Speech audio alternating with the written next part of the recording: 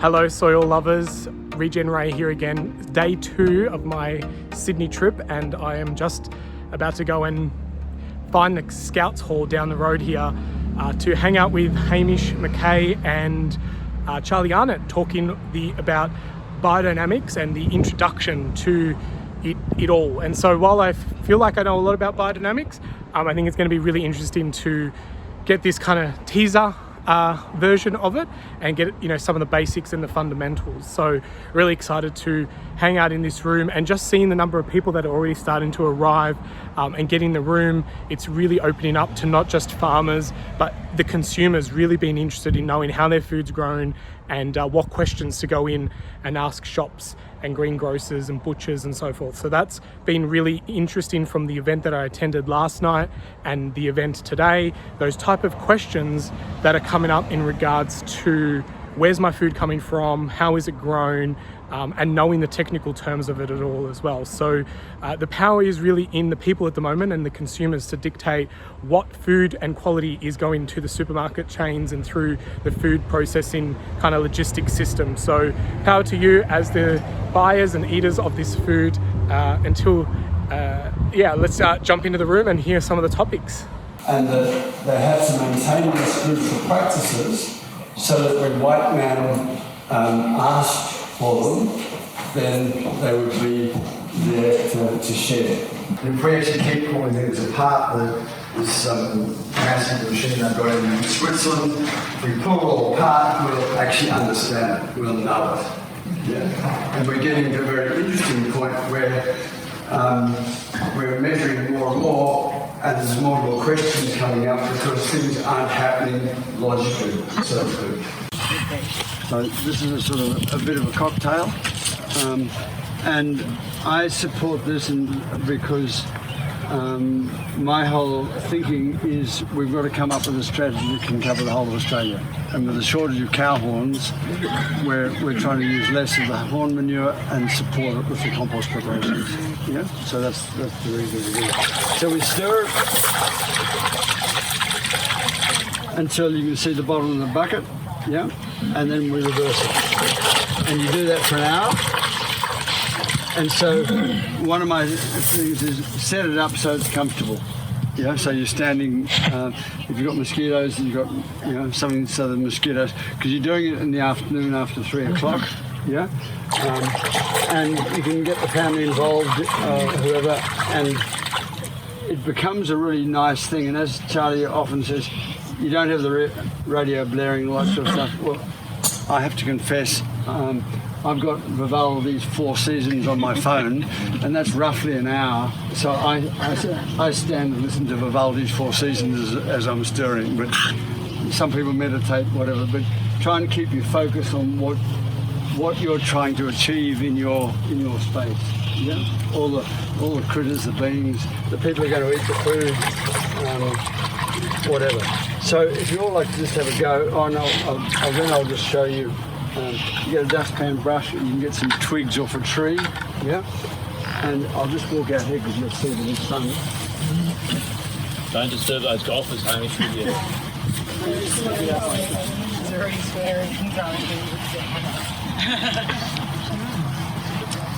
So you don't need much, yeah? We sort of aim for a drop per square foot.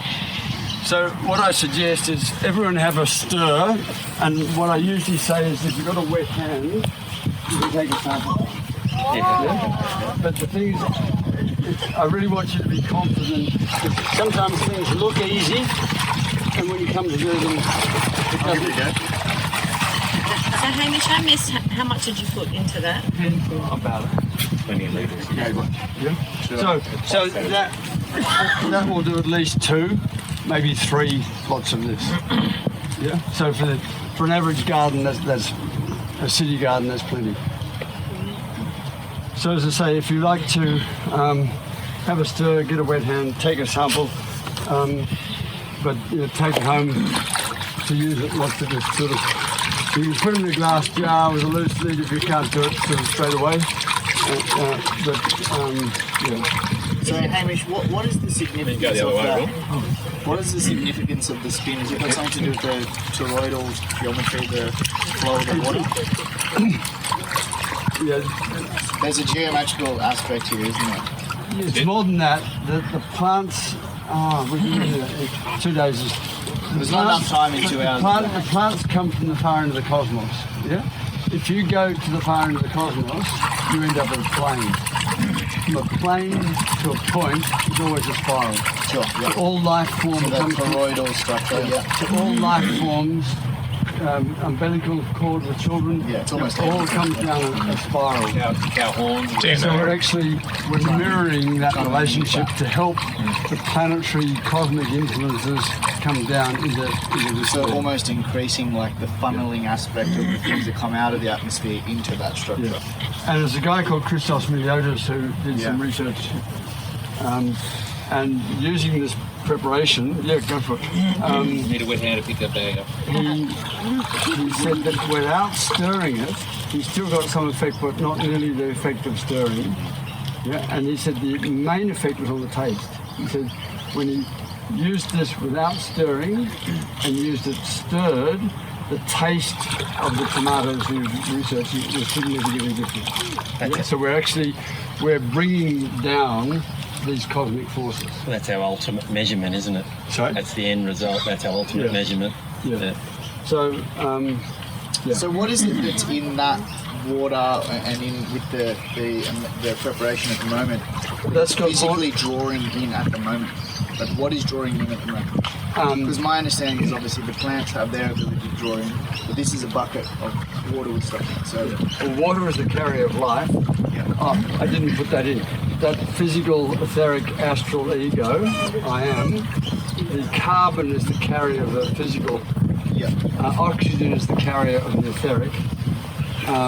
Nitrogen is the carrier of the astral. And hydrogen is the carrier of the ego. Yeah? So there we get protein in those three elements. Could you just say that again, please? Carbon is the physical. Yeah. Oxygen the etheric. Nitrogen is the astral. And hydrogen is the I am, the ego. Yeah? And that's what forms. So, yes, it's bringing these elements together into that bucket right now. Yes. Purely because we've created the toroid. the water is the carrier of the life. Yeah? The water carries it, but is it also drawing it in at the moment? Yeah. And it's drawing it in to these particular substances we're putting in there. Yeah? Via like a radiation, like coming in, just, and then it's holding it as a vessel. Yeah. What it also does is the practice of the stirring and then backwards is an opportunity for you to focus your intention on that water, which you're then about to spread out there. So it's a part of the ritual, call whatever you want, the practice of. I'm really putting some intention. This liquid that I'm stirring, and having the background now that you have on that is Reshaping that focus towards the intention is part of it. That's right. Yeah, I'm spreading this. It's just to produce food for my children. Yes. Right? Is there no better intention in life? Yeah. It's going to go in my backyard. I'm going to sprinkle it out on the edge of my lawn for my neighbours. I'm going to, I don't know. It's like a ritualistic value more than it is the scientific understanding. People grab onto and embrace different aspects of it. I mean, the healthiest way to embrace all of it. But if it's just a matter of just I have the intention of using this to grow better food.